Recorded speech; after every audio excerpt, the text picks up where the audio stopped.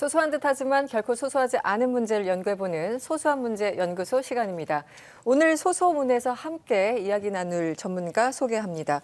늘 저에게 쉽게 음악 얘기를 해주시는 분이죠. 김영대 대중음악평론가 나오셨습니다. 어서 오세요. 네, 안녕하세요. 김영대입니다. 네. 뉴진스인 줄? 오늘 옷 뭐 컨셉입니까? 악플을 부릅니다. 악플. 네. 그래도 뉴진스라고 해주셔서 굉장히 감사해요. 네. 어디 다른 데서는 네. 잼 아니냐고. 잼. 네, 잼을 아시는 분은 최소한 저 연배 이상이라고 봐야겠죠. 그러니까요. 네. 아, 이거 웃지 말았어야 되는 건데 그러니까. 너무 알아. 예전에 바지, 그다음에 이 청자켓을 그대로 넣어뒀던 거를 그대로 다시 꺼내 입어도 요즘 힙하다 그런데요. 아, 그래요? 그러니까 그 유행이 완벽하게 돌아와서 그 사이즈라든지 핏이라든지 이런 게 거의 예전 그 90년대. 몸이 다르잖아요. 네? 몸이 다르잖아요. 아, 뭐 그런 자잘한 변화는 있죠. 아. 네. 몸이 다르구나 생각해 보니까. 네. 그래서 오늘은 어떤 주제를 파볼까요? 일단은 질문을 드려볼게요. 음악을 여기 계신 분들은 어떻게 들으세요? 뭐 귀로 듣는다 이런 거 사양합니다. 알파고 위험했어. 아, 저 그 정도 안 해요. 네, 저도 마지노선이 있습니다.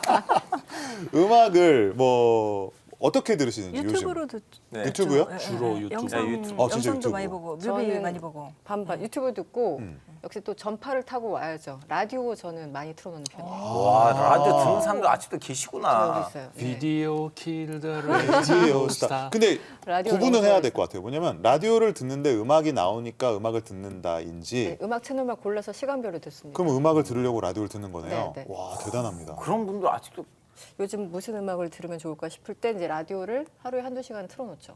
네. 지금 근데 저는 애플 뮤직을 스트리밍 듣다가 그 약간 좀 뭔가 아무튼 저한테는 조금 불편한 면이 있어서 네. 유튜브 프리미엄을 이제 멤버십을 가입을 했다가 최근에 좀 돈이 갑자기 올랐죠. 계속 많이 올라가가지고 네. 얼마 전에 끊어버렸어요. 기분 끊어버리- 나빴어요, 사실. 예, 끊어버리고 그래 내가 광고 본다 하면서 예, 끊어버렸죠. 근데 그 예전과 같은 방식으로 들으시는 분들은 없으세요? CD나 예전이랑 LP나 CD가 없어서 CDP가 없는 거죠. 그 CD 플레이어가 플레이어가 없고 없죠. 네. CD는 그대로 이제 장식장에 그대로 들어 있고. 그냥 전 너무 일찍 거의 한 10년, 15년 전에는 거의 한 10년 넘었을 거고 그렇지 결혼 이전이었는데 전 15년 전부터는 유튜브에서 다운을 시켜가지고 그 영상이잖아요. 네, 그걸 맞아요. 어디 파일에 내려서 그걸 듣는 사람이에요. 최근에 그 방법을 이용한 이유가 뭐냐면 비행기 탈 때는 인터넷이 안 되니까요. 그렇죠. 예. 다운로드를 네, 해야죠. 그걸 그대로 하고 있습니다. 그래서 저는 거의 95% 유튜브예요. 그렇구나. 아, 거의 15년 전부터는 이래요. 많이들 그러실 것 같아요. 근데 요즘은 사실 CD가 미세하게 보면 돌아온다고는 합니다. CD가요? 네. 어, 그러니까 일종의 그러니까 최근 몇 년간 LP 바이닐 열풍이 있었잖아요. 그랬었죠. 그러니까 이거는 일종의 음악 감상을 위한다기보다는 취미성이죠. 네. 그러니까 LP를 컬렉트하고 왠지 와인 한 잔을 곁들여서, 예, 그렇죠. 감성을 LP에 뭐 챗 베이커의 재즈 음악 같은 거 이런 식으로. 약간의 치식 소리. 약간의 치식 소리 같은 것도 감성으로 뭐 비 오는 날 뭐 이런 건데 사실 진짜 음악을 듣기 위해서 요즘은 CD나 LP를 사는 분은 거의 없다고 봐도 되기 때문에 사실은 여기 계신 분처럼 유튜브를 참 많이 사용하시는 것 같기는 합니다. 네. 예, 그래서 그러면 예, 오늘 얘기를 듣다 보니까 아무래도 네. 주제가 이쪽 같은데요. 맞습니다. 네. 그래서 오늘 제가 정한 오늘의 소소문 주제는 음원 스트리밍 서비스의 새로운 시대가 시작됐다.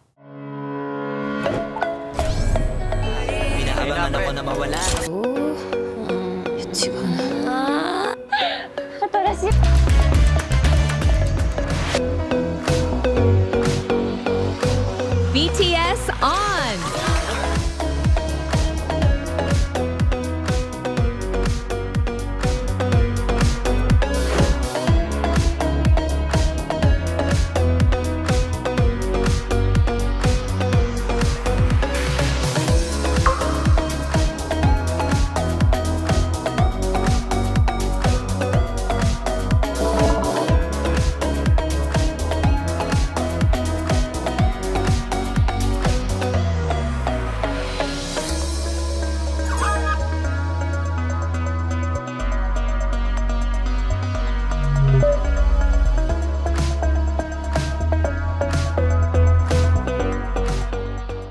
여러분 혹시 그 한국에서 지금 유튜브 많이 쓰신다고 했으니까 유튜브 뮤직이 공짜가 아니라는 거를 아셨나요?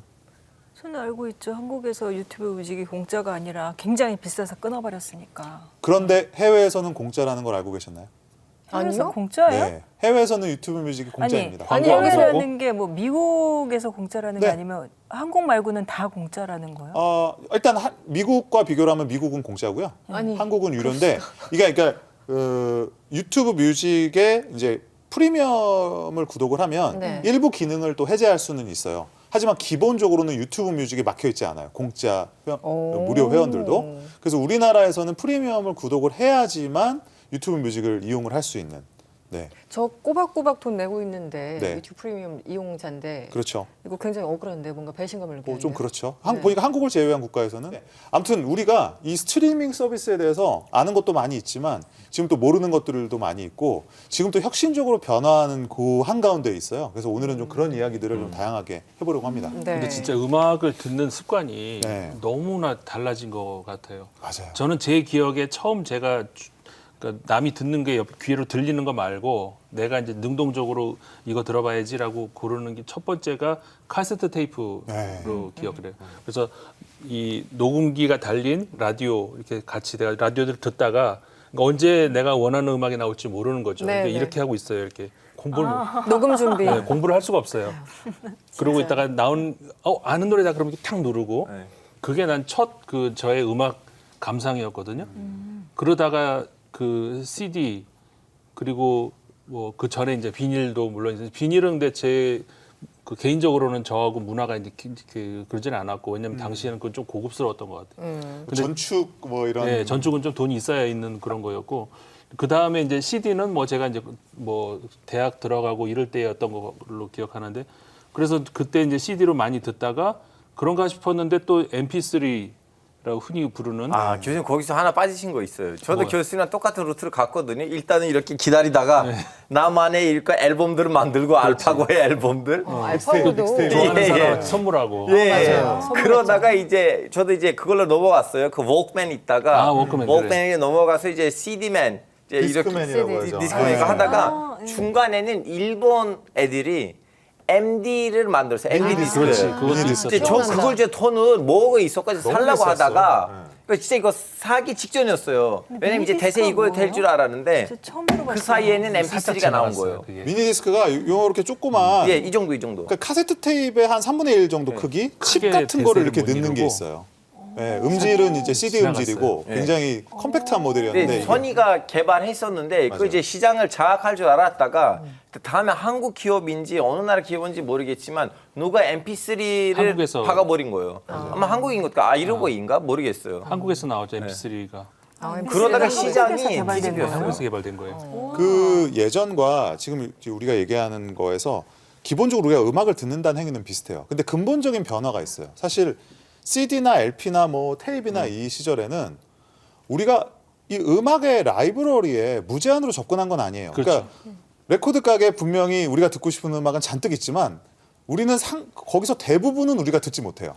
다만 우리의 용돈이 허락하는 한에 있어서 테이프를 사거나, 그러니까 우리가 선택적으로 특정한 음악을 사는 개념이었죠. 그렇죠. 네네. 이게 사실은 MP3까지도 크게 다르진 않았었어요. 물론 MP3 같은 경우는 불법 다운로드라는 게 있어서 유명한 넵스터, 소리바다 이런 그 서비스가 있었잖아요. 기억납니다. 그래서 이제 불법 어둠의 경로를 통해서 사실상 무제한의 액세스가 있었지만 실제로는 우리가 라디오를 제외하고는 우리의 음악의 어떤 접근 권한은 굉장히 좁았죠.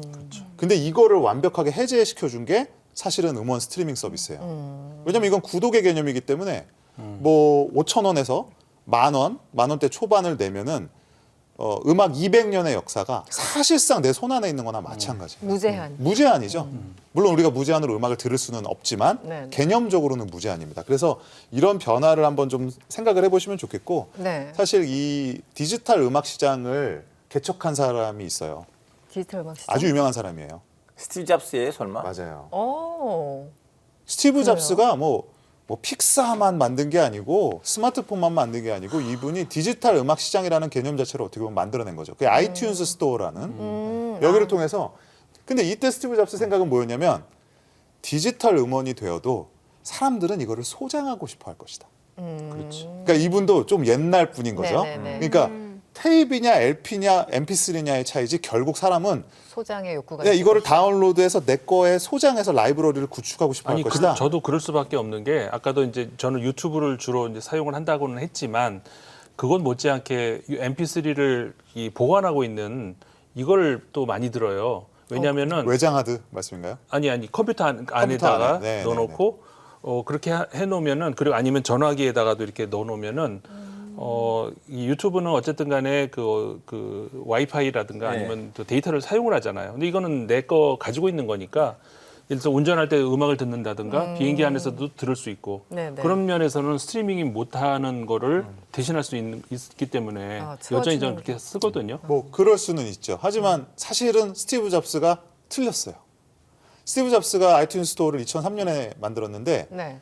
2008년이 되면은 드디어 본격적인 스트리밍 서비스의 전쟁이 시작되는데 알고 보니까 사람들은 물론 소장의 욕구가 있지만 CD나 LP에 비해서 음원 자체에 대한 소장 욕구는 많이 없더라는 거예요. 네, 오히려 느낌이 좀 다르죠. 네. 다르죠. 네. 그래서 편하게 들을 수 있는 그냥 스트리밍 서비스가 이 아이튠즈를 압도하기 시작해서 2013년을 전후로 해서는 아마 2010년대 중반이죠. 그쯤을 전후로 해서는 스트리밍이 다운로드를 완전히 압도합니다. 그래서 이제는 사실상 다운로드의 시대는 완전히 갔죠. 같고. 근데 예전에 보면 말씀하신 것처럼 뭐 테이프나 뭐 네. CD나 이런 것들 사서 용돈 모아서 사서 쌓아놓고 마치 책처럼 뭔가 장식처럼도 보이게끔 이렇게 해놓는 그런 맞아요. 맛이 있었는데 네. 음원이라는 건 그런 건 아니니까. 좀 어떻게 보면 낭만이 없고 낭만이 근데 좀 그게 네, 저는 네. 그렇게 다운로드를 안 받고 갖고 있지 않아도 된다는 것 때문에 너무 좋거든요. 그렇긴 하죠. 네. 뭔가를 장단점이. 그렇게 사실 책 같은 것도 뭐 이렇게 집에 쌓아두면 결국 다 짐되고 막 그런데 저는 심지어는 이 제 뭐 컴퓨터나 이런데 뭐가 파일이 많이 저장돼 있는 것도 귀찮아요. 스트리밍은 그런 게 아무것도 필요가 없이 그 전에 내가 뭔가를 마음의 준비를 해서 무언가를 갖춰놓고 있어야 된다라는 부담이 없잖아요. 저는 그냥, 그거는 전적으로 동의하는데 결정적으로 아까 말씀드린 것처럼 스트리밍을 하면은 제 데이터가 보장이 돼야 된다는 것 때문에 그게 부담이에요 항상. 그러니까 비행기에서 못 쓰죠. 아니면은 어쨌든 간에 뭐 이 시내에서도 나한테 내가 데이터가 충분해야 그걸 쓰지 그렇지 않아. 인터넷 연결. 그거를 네, 스트리밍 인터넷 서비스에 연결이. 돈을 내면은 그거를 해결해 준 게 사실은 값싼 통신 요금이에요. 예. 무제한 인터넷 이런 것 때문에 아까 유튜브로 음악을 듣는다고 하셨잖아요. 보진 않지만 그게 가능한 것도 사실은 데이터가 무제한이기 때문이죠. 그렇긴 하죠. 네. 네. 틀어놓고 딴짓하고. 그렇죠. 네, 네. 그리고 다운로드를 굳이 받지 않아도 스트리밍을 해도 네. 어차피 내 데이터 한도 내에서는 큰 초과의 부담이 없으니까 사실은 스트리밍 서비스가 이렇게 더 활발해지기는 한 거죠. 예. 그래서 그런지 우리 그 전 세계적으로 지금 음악을 듣는 사람들 중에 절반 이상이 이 음원 스트리밍 서비스를 이용한다고 하는데 실제 시장 규모가 얼마나 됩니까? 이게 저는 이 달러만 나오면 네. 제 컨버팅이 잘 안 돼서 네, 계산하기 좀 어렵죠. 2023년에 364억 9천만 달러. 그게 얼마예요? 365. 31년에는 713억 달러까지 올라갈 것으로 예측이 된다는 거죠. 네. 어마어마하네요. 그런데 이것도 좀 격차가 있어요. 여전히 아예 스트리밍 서비스를 쓰지 않으시는 분들도 있어요. 저 같은 경우도 별로 그런 걸 그렇죠. 쓰지 않아요. 아, 진짜. 그러면은 뭐 스트리밍 서비스 안 하면 뭘로 들어요? 뭐 저처럼. 지금도 이제 음반을 산다든지 음반은 아니지만 어쨌든 MP3를 다운로드 저장해 한다든지 놓은 저장해 놓고 그걸 가지고 이렇게 쓰는 교수님 그렇게. 미안하지만 제 엄마 아빠도 한국에 왔을 때 알파고 이런 음악들 제 핸드폰에 좀 넣어봐. 유튜브 안 쓰세요. 제 엄마 아빠도 제가 핸드폰에 핸드폰에다가 넣어보라고? 저장해놓던 음악들만 들어요. 아, 부모님 세대들은 또 그렇긴 하네요. 영화도 OTT 서비스를 전혀 사용해 본 적 없는 분들도 많아요. 여전히. 그러면 선생님 제가 궁금한 거 있는데 네네. 저는 좀 약간 의리가 많은 사람이거든요. 그래서 한번 유튜브에 빠지면 다른 플랫폼을 쓸 사람이 아닌데요. 그게 무슨 의리예요? 네? 그게 무슨 의리야? 저희 지금 OBS 나오잖아요. 딴 거 안 나와요. 아닌 것 같던데. 네. 하여튼 그래서 근데 이제 친구들이랑 얘기를 해보면 외국 친구들이랑 뭐 무슨 스포티파이도 있다고 하고 플랫폼들 많은데요. 일단은 한국 사람들도 저처럼 의리가 많아서 그런지 왜 스포티파이 한국에서 그렇게 뜨지 못했는지. 스포티파이랑 애플뮤직이랑 예. 왜 한국에서만 유독 안 되나? 예. 맞아요. 저도 근처도 안 가본 것 같은데. 네. 네. 이게 이제 단순한 버전이 있고 복잡한 버전이 있지만 단순하게 생각해 보면 예. 한국이 멜론이 너무 장악을 이미 해버려서 그래요. 근데 이게 음악에서는 그러면 영화에서는 다양한 플랫폼들이 후발주자들도 치고 나가는 경우도 있고 한데 뭐가 달라라고 할 수 있는데 이게 음원 서비스라는 거의 그 어떤 성격 때문에 그래요. 그러니까 음악이라는 라이브러리를 대부분의 조금씩 차이는 있지만 대부분의 플랫폼들이 거의 다 갖고 있어요. 그러니까 우리가 예를 들면 난 스타워즈나 뭐 디즈니의 모아나를 보고 싶어. 그러면 그 디즈니 플러스를 가입을 해야 되잖아요. 네네. 독점 콘텐츠라는 게 있죠. 넷플릭스도 뭐 오징어 게임을 보기 위해선 넷플릭스에 가입해야 된다. 근데 음악은 그게 없어요. 음악은 뭐 멜론을 쓰든 스포티파이를 그러네요. 쓰든 애플 뮤직을 쓰든 웬만한 음악들은 있습니다. 예. 다만 뭐 내가 올드한 좀 가요를 좋아한다. 이런 분들은 애플이나 스포티파이에는 거의 없다고 볼 수 있으니까 멜론을 많이 쓰죠. 뮤직은 확실히 가요가 없는 것이 많지 않은 게 네. 지금 한국에서 가요 챗 검색하다 보면은 맞아요. 없는 별로 게 없어요. 많아서 특히 옛날 8, 90년대 음악들은 없는 게 굉장히 많고. 예. 그 애초에 이제 출발할 때 그 우리나라의 음원 그 스트리밍 서비스 멜론 같은 경우가 대표적인데 뭐 멜론, 벅스, 지니 이런 데는 애초에 음반 유통사랑 같은 계열사거나 소유하고 있는 그 네. 소유 관계에 있기 때문에 그걸 독점적으로 서비스하는 경우가 많았었어요. 그래서 그렇군요. 외국 음원 서비스는 특징이 뭐냐면 그 해당 퍼블리셔랑 개별적인 계약을 합니다. 그러니까 스포티파이다 그러면 무슨 뮤직이랑 네네. 다 계약을 하는데 한국은 애초에 멜론이 자기네들이 음원을 갖고 있는 상황에서 출범을 했기 때문에 이제 후발주자인 스포티파이나 애플 뮤직이 처음에 들어왔을 때 한국 음원의 상당수를 없이 시작하기도 했었어요. 접근이 안 되는 접근이 안 됐어요. 근데 그때 어떤 이미지가 너무 강렬해서 그런지 이후에 많은 음원들이 이제 서비스가 됐음에도 불구하고 뭐 애플 뮤직에는 가요가 별로 없다. 스포티파이는 외국 음악은 좋은데 가요나 케이팝을 듣는 사람에게는 그렇게 도움이 되지 않는다. 라는 이게 하나가 있고 또 하나 이제 숨은 그 속내는 뭐냐면 애초에 이제 멜론 같은 경우는 급성장한 배경 중에 하나는 이 아이돌이나 케이팝 팬덤이에요. 왜냐면 예전에는 네. 저 어렸을 땐 가요 톱 10을 많이 참고를 했습니다만 요즘은 이제 인기나 성취의 그 하나의 데이터 가장 중요한 그 멜론 차트. 지표가 멜론 차트예요. 차트.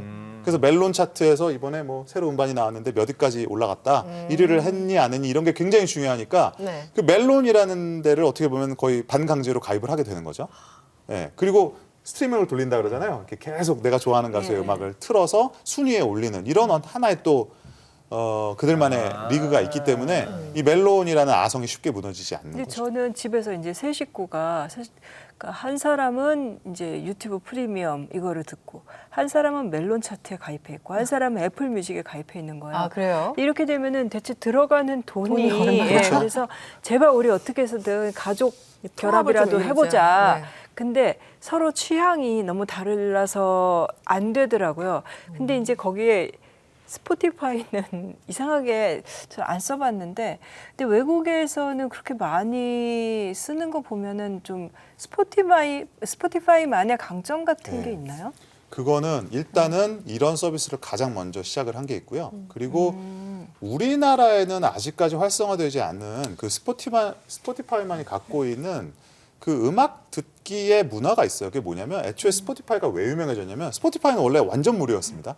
그러니까 어플리케이션을 다운로드 받아서 그냥 광고만 몇 개, 광고도 많지도 않았었어요. 그냥 좀 보면은 그냥 무제한으로 이용할 수 있었는데 이때 스포티파이의 전략이 뭐였었냐면 사람들에게 플레이리스트라는 걸 만들게 해서 서로 공유하게 만들자. 소셜이라는 개념을 먼저 주입을 시킨 거예요. 그러니까 단순히 음악을 우리가 서비스하는 게 아니라 니들이 좋아하는 음악을 너의 취향을 만들어봐. 앨범 만들기처럼. 그리고 네 취향을 친구들과 공유해. 좋네요. 페북이나 뭐 트위터나 사실은 그렇게 해서 성공한 서비스예요. 스포티파이가. 갈아타야겠는데요. 네? 갈아타야겠는데요. 아무래도. 갑자기. 그런데 네. 이게 우리나라는 네. 내 플레이리스트를 만들고 취향을 공유한다라는 개념이 지금도 사실은 희박해요. 그래서 스포티파이가 갖고 있는 장점이 살지를 않은 겁니다. 스포티파이가 갖고 있는 건 그런 커뮤니티성, 취향의 공유, 그다음에 뭐 어떤 그 코디네이션 이런 건데 이런 것들에 대해서 우리나라 그 소비자들이 큰 매력을 못 느끼면서 우리는 차트 성적 위주로. 우리는 차트 성적 그리고 우리는 참 이런 것도 말하기가 어렵지만 우리나라 사람들이 가장 많이 이 멜론이나 이런 걸 활용하는 방식이 뭔지 아십니까? 그 배기를 자동으로 플레이하는 거예요. 배우기. 이제부터 배우기가 카페 같은 데 있지. 가면은 백개만. 많이 활용하는 방식이기도 하죠. 그냥 나는 내 취향은 잘 모르겠고 요즘 뭐가 유명해? 멜론 100위. 그러면 그 멜론 100위를 그냥 이렇게 쭉 돌리는 거예요. 남들 뭐 들어 약간 예. 이런 느낌. 그러다가 중간에 잘 모르겠는 아이돌 나오면 그걸 빼 이렇게. 예. 그래서 어떤 분들은 멜론 100을 네. 플레이리스트에 넣어요. 그다음에 플레이리스트에서 아이돌 같은 이름을 다 이렇게 지워요. 그러면 무난한 이 시대의 가장 무난한 플레이리스트가 만들어지는 거예요. 그러니까 취향은 약한 대신 딴 사람들이 요즘 듣는다는 그런 취향에 내가 맞추기는 쉬운 그런 구조가 되는 아 뭔가 거죠. 이렇게 캐릭터와 성격들이 드러나네요. 그쵸. 예, 그런 거 예. 보면은 예. 소비의 그 행태를 보면.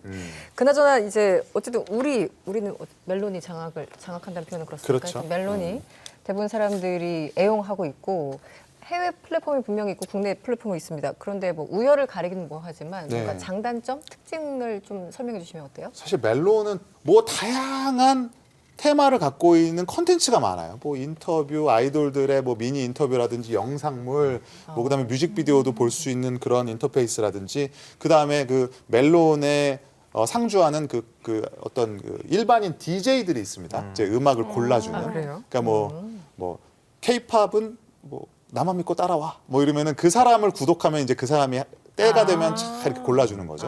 뭐 비 오는 날 전문 DJ 뭐 이런 사람들도 있고. 그래서 이게 어떻게 보면 음원 사이트 안에 다양한 라디오가 들어있는 셈이니까 이런 거를 이용하는 재미도 아무래도 쏠쏠하고 예, 이런 부분이 장점이고요. 이제 후발주자인 플로나 지니는 아무래도 좀 더 저가 공세를 취하는 부분도 있죠. 플로가 대표적인데 할인 혜택도 많고. 네. 유튜브 뮤직은 제일 좋은 게 그거죠. 유튜브랑 유튜브 뮤직이 연계가 돼 있는 거잖아요. 어쨌든. 네네. 그러니까 내가 유튜브를 보다가 검색한 음악들을 유튜브 뮤직으로 들을 수 있다. 바로 들을 수 있다라는. 그러니까 뭐 그런 일체감이 또 있는 거고. 그다음에 이제 내가 들었던 재생 목록 그대로가 또 플레이리스트가 되는 또 그런 또 장점도 있고요. 그리고 추천도 또 잘해줘요. 유튜브 뮤직이. 추천을? 네. 그리고 스포티파이는 뭐 제가 아까도 말씀드린 그런 커뮤니티성도 있지만 스포티파이가 제일 잘하는 게 있습니다. 뭐죠? 이거는 스포티파이를 아직도 아무도 못 따라하고 있는데 듣는 사람의 취향을 기가 막히게 잘 파악해요. 그러니까 예를 들면 몇 곡을 들어요. 스포티파이를 가입을 해서. 그래서 뭐 특히 이제 이런 거는 뭐가 있냐면 내가 이제 기억 속에 좀 가물가물한 예전의 음악들 있잖아요. 네, 근데 네. 어떤 음악만 기억나. 내가 예전에 뭐 조지 마이클을 좋아했는데 뭐 이러면서 조지 마이클의 노래를 듣다가 이거랑 비슷한 노래들로 라디오 스테이션을 하나 꾸려줘. 그럼 스포티파이가 이 다음 곡, 이 다음 곡, 이 다음 곡을 추천을 해주는데 그게 희한하게 내 취향을 잘 저격합니다. 취향 저격. 취향 저격의 끝판왕이에요. 스포티파이는.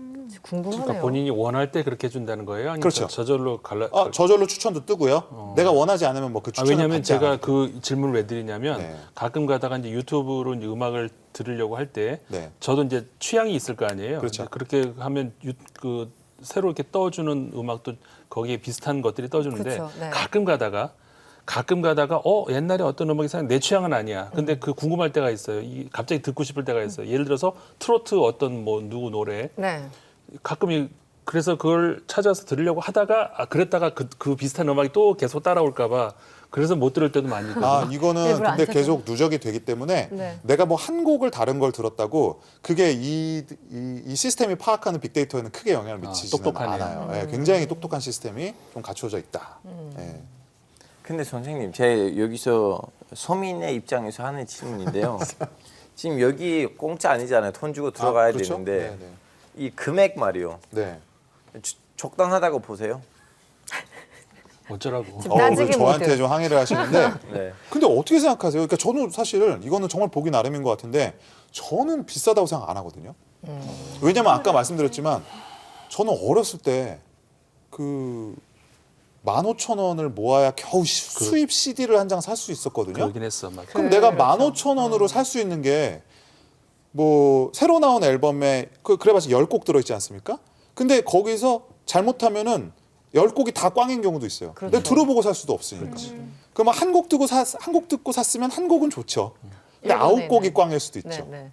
그런데 지금은 내가 좋아하는 곡으로만 수백 수천 곡 음악사 200년 아니죠. 뭐 클래식까지 합하면 수세기를 들을 수 있는데 한 달에 8,000원에서 10,000원이 모르겠습니다. 저는 비싸다고 생각은 하진 않는데. 말씀 듣고 보니까 좀 그런 설득이 되고 있어요? 예, 설득되고 있어요. 아무래도 다시 가입해야 되는 거. 근데 저는 끊었다가. 네. 여기서 유튜브는 저렴하다고 생각한 거 뭐냐면 그 유튜브 폰 계정이랑 연결돼 있기 때문에 다른 영상들도 이제 광고 없이 볼 수가 있으니까 유튜브는 싼데 나머지는 뮤직은 모르겠네. 아마 그런 게 있는 것 같아요. 그러니까 가격을 어쨌든 처음에 시작할 때는 이만큼이었는데 계속 좀 인상된 것도 그건 있었고 있죠. 네. 두 번째는 요즘 구독 서비스를 저만 해도 뭐 이렇게 유튜브 여러 개를 프리미엄, 보다 보니까. 넷플릭스 보고 여러 개 네. 하니까 그걸 누적해서 전체 네. 구독료가 막 10만 원이 넘어 막 이렇게 그렇죠. 돼버리면 그런 네. 느낌인 것 같아요. 그러니까 근데 이거는- 지금은 음원 스트리밍만 선생님께서 얘기를 해주셨지만 사실 아예 구독 경제라고 하잖아요. 네.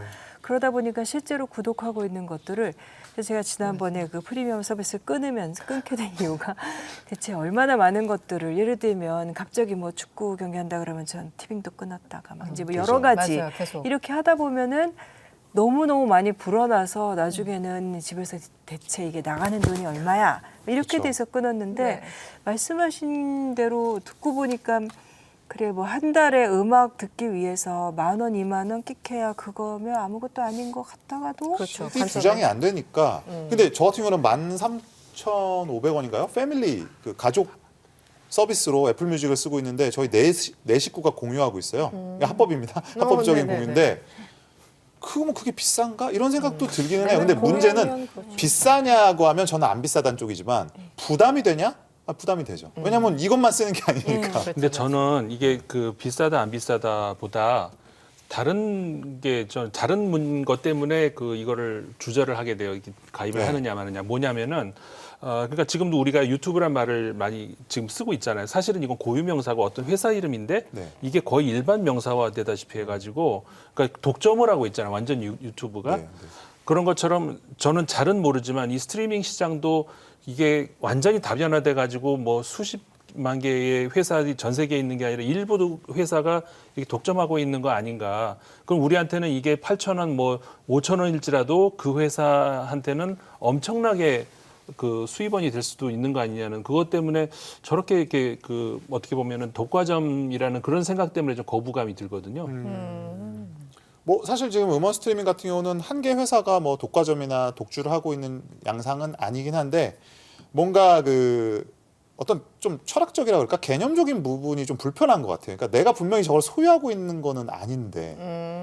또 소유의 개념이 약간 예, 들어가는. 그러니까 네. 나는 저걸 샀지만 사실 산 건 아니죠. 예, 이용할 수 있는 권리를 주는 건데 구독이 끝나고 인터넷이 끊기면 사실은 그냥 단절되는. 완전 단절되는. 제가 딱 그런 그래서 그 하다못해 느낌이. 내가 100곡이라도 내 하드에 있는 MP3가 더 소중하다라고 생각할 수가 있는 거죠. 사실 이건 음악을 대하는 마인드에 관한 건데 그래서 저는 가끔 그런 생각을 해요. 넷플릭스나 뭐 왓챠나 뭐 이런 TV나 이런 거 보면은 와 정말 옛날 나는 돈 주고도 자막 달리지도 않은 해적판 VHS 테이프로 봤던 영화인데 네. 그 클래식 영화들이 그냥 수도 없이 있어요. 근데 그걸 누가 보냐고요. 사실 안 봐요. 이제 보기가 쉬워졌는데 이제는 안 봐요. 근데 음악 같은 경우도 집에 20장 CD가 있는 게 과연 이렇게 수억 곡이 있는 것보다 과연 빈약한 음악 생활인가? 이런 질문은 해볼 수가 있는 거죠. 예, 이건 좀 어려운 문제기는 해요. 네. 그리고 또 궁금한 게 하나 생기는 게 네. 이제 스트리밍이 시장이 좀 커지고 있잖아요. 네네. 그러면 거기서 뭐 우리 한국에서 요즘 또 음악 하면 K-팝 뮤직 네. 전 세계적으로 많이 뭐 유명하다 다들 알고 있는데 그 스트리밍 시장에서의 K-팝 이 비중 이런 건 어때요? 지금까지는 K-팝의 성장을 이끈 건 단연 실물 시장이고요. 여기서 실물 시장이라는 건 이제 CD. 네. 네, 그래서 지금 전 세계 CD 공장이 여전히 돌아가고 있는 거는 K-팝 때문이다라는 말도 있을 정도로 물론 CD 공장뿐만 아니죠. 그 안에 들어가는 소책자. 책자. 네, 그래서 이제 인쇄업이 아직도 K-팝 때문에 인쇄업까지 연결되는군요. 연결됩니다. 네, 그러네요. 왜냐면 거기 소책자기 때문에 그래서 이제 K-팝이 다양한 산업을 뭐 이렇게 떠받치고 있는데 이게 이제 불편한 그 부분들이 있죠. 다크 사이드가 있는 게 CD를 과연 들으려고 사느냐 아니라는 거죠. 네, 이게 하나의 저도 많이 사셨죠? 굿즈 개념. 그렇죠. 그래서 네. 사기도 하죠. 그거 다 이제 때가 되면은 탈덕을 이제 기점으로 해서 다 근데 쓰레기가 저는 되는 거잖아요. 그 사재기 논란 나올 때 야, 듣지도 않을 거를 산다라고 얘기를 하는데 저는 그럴 때마다 아니 그럼 집에나 LP가 수백 장이 있어 수천 장이 있어 하는 사람들은 물리적으로 그 평생 들어도 다 못 듣겠구만 시간에 곱해보면은 그리고 그것도 마찬가지로 다 들어요. 내가 듣는 거는 굉장히 무언가 고품격의 가치를 소장하는 거고 남이 사는 거는 넌 포토카드 때문에 사는 거 아니야라는 똑같은 거 아닌가. 왜냐면 LP 좋아하시는 분들은 이 앨범의 재킷이 뭐 이건 또 특별한 거라서 막 이런 네. 얘기도 하던데 같은 거 그냥 특별한 사고 저는 말이에요. 그 취향의 차이인 거를 가지고 그러니까 예를 들면 소장하느냐 아니면 스트리밍으로 듣느냐의 이제 가치 차이가 좀 이렇게 있는 것처럼 저도 제가 좋아하는 음악을 저는 소장하고 싶은 생각이 별로 없거든요. 소장 안 해도 나중에 듣고 싶을 때 생기면은 듣고 싶을 때 또 어떻게 방법이 있겠지 뭐 그때 뭐 또 구하면 되지라고 생각하는데 네. 그래서 저는 사재기 논란 같은 거 보면서 안 그래도 좀 궁금하긴 했었어요. 평론가님 어떻게 보시는지. 음악 얘기하다 보니까 각자의 또 취향들이 이렇게 다 나오네요. 사재 얘기는 사실 이제 비정상적인 거는 맞죠. 근데 이제 이거를 비정상적이라고 탁 잘라 말하려면 그 안에 있는 뭐 팬덤의 어떤 심리라든지 팬들은 왜 그들이 지지하는 아티스트를 위해 왜 소비를 하느냐 이런 소비 심리나 행동을 또 분석을 해야 되고 그렇죠. 여기서 또 이거를 만약에 비판적으로 본다 그러면 방금 말씀하셨던 취미성에 대한 근본적인 고찰을 해야 돼요. 그러면 이제 주로 아무래도 편견이 있잖아요. 뭐 아이돌을 팬질하는 여성 팬들의 이 CD를 사는 행위는 비정상적인 행위다. 그러니까요. 그러면 어차피 음악 나오는 건 똑같은데 수천만 원짜리 스피커를 사는 행위는 왜인가? 갑자기 고급스럽고. 수천만 원짜리 낚싯대를 사면은 고기가 더 빨리 잡힌다는 과학적 근거가 있는가? 막 이런 식의 그러네요. 이런 식의 취미성에 대한 또 남녀 대결로도 갈 수가 있는 맞아요, 거고. 맞아요. 그러니까 이거를 합리적이다 아니다라고 볼 거는 아닌데 그러면 기왕에 그런 우리가 인간의 내면의 욕구를 인정을 해야 된다면 조금 바른 방향으로 유도할 수는 없겠느냐라는 논의는 있죠. 지금 세계적으로 뭐 K-pop for Planet 뭐 이런 그 사이트 하나의 오거니제이션인데 이들은 이제 그 기획사한테 압박을 넣어요. 친환경 소재를 하든지 플라스틱을 줄이든지 네네. 아니면은 CD를 최소한 뭐 예를 들면 뭐 7명의 멤버면 최소 7종류 아닙니까? 네. 그러면 또 뭐 거기다가 다양한 컨셉 넣을 수 있잖아요. 추나 추동 뭐 다크 라이트 뭐 이렇게 해서 그러면 이게 가짓수가 너무 많아지는데 그럼 그거에 대한 우리가 지구는 어떻게 막 이런 식의 그래서 요즘은 팬들이 이제 그걸 압력을 넣기도 해서 사실 요새는 굿즈가 들어있는 네. K-팝의 어떤 그런 CD들은 플라스틱 케이스는 저는 사실 본 적이 없거든요. 맞아요. 그래서 요는 아무튼 저는 스트리밍이 매우 편하고 좋다라는 겁니다. 그렇죠. 그런 면에서 보면 네. 스트리밍은 굉장히 어떻게 보면 네. 에코 친환경적이네요. 프렌들리라고도 볼 수 있는 거죠. 그렇군요. 네. 내 거가 아니잖아. 야 여기서 내 역시 거에만 한다. 반복되는 이 내 거가 아니잖아. 소유요. 이건 인간의 아, 인피니트의 사실까? 내 거 하자라는 노래가 있는데 그건 옛날 거잖아요. 아니 뭐 깔아주셔도 돼요. 그런데 처음에 이제 평론가님이 저희 이제 주제를 설명하실 때 네. 어쨌든 뭔가 좀 분기점이다 또 한 번에 그렇습니다. 네. 변화의 또 시작일 수도 있다고 했는데 이미 지금 뭐 많은 변화가 왔어요. 또 뭐 AI 기술 얘기를 하실지 모르겠습니다만 네. 어떤 변화의 어떤 시기를 보내고 있습니까? 한동안은 이게 빅데이터 그리고 알고리즘의 싸움이었어요. 네. 누가 더 잽싸게 저 유저들의 그 액티비티를 추적을 해서 저 사람에게 맞는 걸 코디네이트해서 던질 수 있느냐 요 싸움이었고 여기에는 뭐가 굉장한 기술 중 하나였냐면 아마 많은 분들이 모를 텐데 뮤직 게놈 프로젝트라는 게 있었어요 미국에서. 개놈 프로젝트. 네, 뭐 지놈 프로젝트라고도 하죠. 그러니까 이게 뭐냐면은 음악이라는 거를 우리가 보통 어떻게 분류합니까? 보통 장르로 구분하잖아요. 네. 음악을 듣는데 락이네. 근데 이거는 굉장히 불완전하다라는 거예요. 왜냐하면 우리가 다 만약에 다 락을 좋아한다고 해도 누구는 비틀즈를 좋아하고 누구는 혁오를 좋아하고 뭐 누구는 뭐 데이식스를 좋아할 수 있잖아요. 그럼 이 사람들의 취향은 완전히 다른 거예요. 다르죠. 락이라는 장르를 묶을 수 없어요. 그러니까 이거를 음악을 어떻게 분류하느냐? 따뜻하다, 차갑다, 신나다, 우울하다, 애매하다 뭐 이런 식의 형용사를 통해서 음악의 지놈을 계속 이 개놈을 분석하는 거예요. 네. 그리고 이거가 미국에서 이미 한 차례 한번 완성이 된 걸로 알고 있고 요 그 빅데이터적인 어떤 아이디어가 되겠죠. 요 시스템이 지금 그 음악 스트리밍 서비스에서도 이거를 활용하고 있는 걸로 알고 그 있어요. 아이튠스나 이런 데 보면은 뭐 무슨 토요일 오후에 듣기 좋은 그쵸. 이런 식의 그런 날씨가 좋은 날 뭐 듣기 좋은 산책하면서 듣기 좋은 이런 식의 그런 장르 구분이 아니라 그런 컨셉 같은 걸 말씀하시는 그렇죠. 거예요. 그럼 그거를 일일이 다 내가 생각했을 때는 오후에는 이게 좋을 것 같은데 그거를 리스트를 작성하는 게 아니라는 거죠. 이미 음악마다 태그가 다 붙어 있을 겁니다.